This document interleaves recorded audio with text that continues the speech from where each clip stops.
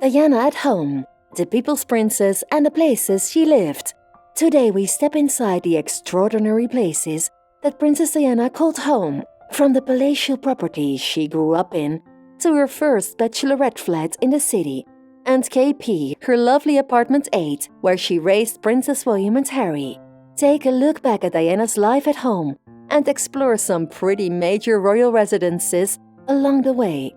Here are all the homes Princess Diana lived in throughout her lifetime.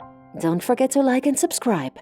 Diana Spencer was born in 1961 at Park House in Sandringham, Norfolk, as was her mother, a beautiful property her family rented on the Queen's estate.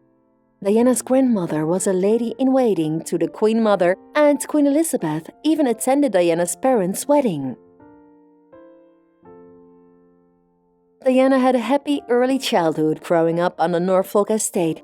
There was a swimming pool, a tennis court, and a huge garden where she played with her siblings, Sarah, Jane, and Charles. But then in 1968, Diana's mother Frances left their home to be with another man, following a bitter divorce that affected a young Diana forever. When she was 14 years old, Diana and her family moved to Althorp estate. It was pretty spacious with 90 rooms. The King William bedroom was Diana's favorite place to sleep when she returned to visit Althorp after she was married.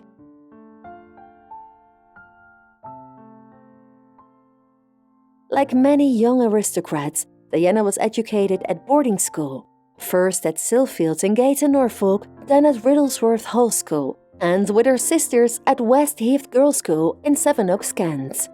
Diana was never a strong academic, but she did show a talent for music.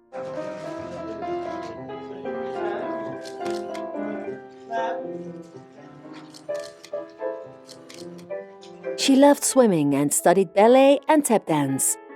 After departing Westheath, Diana spent 1 month at an exclusive school in Switzerland, which she didn't like at all, except for the skiing lessons. Look at these pictures. It was the most expensive school in Europe. In '79, Diana bought a flat at Coleherne Court in Earl's Court, London, for a reported £50,000. She lived there with 3 flatmates, while she worked as a nanny, a nursery teacher, and even as a cleaner for her sister Lady Sarah. By 1980, Diana was romantically linked with the Prince of Wales, and this image shows her leaving her London flat in her car after being chased by the media. She left her flat for good the night before her engagement with Prince Charles was announced and moved into Clarence House to prepare for her wedding that summer of '81. Clarence House was the Queen and Prince Philip's first home following their marriage in 1947, and it's where they raised Prince Charles as a young boy. At this moment, Charles lives in Clarence House with his current wife, Camilla.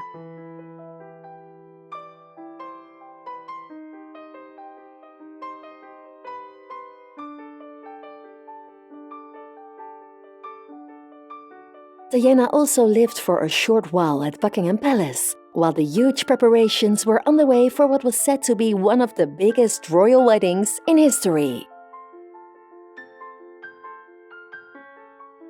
Following their wedding, Prince Charles and Princess Diana took up residence in apartment 8 in Kensington Palace before Diana gave birth to William in '82 and Harry in '84. Their apartment is located within the quadrangle and was one of several royal apartments within the palace. Diana's desk in the living room was surrounded by her personal keepsakes, including photographs of her children. Though Diana is famously known to have struggled with the pressures of public royal life, she grew extremely fond of Kensington Palace, which she was nicknamed KP. She designed the interior herself with help from famous South African designer Dudley Poplack. Later, Charles and Diana combined 2 apartments to house their staff, numbers 8 and 9, which now are Prince William's offices. Diana also loved the luscious green gardens. I can see why. There was a secret garden completely hidden where she loved to walk and sit down.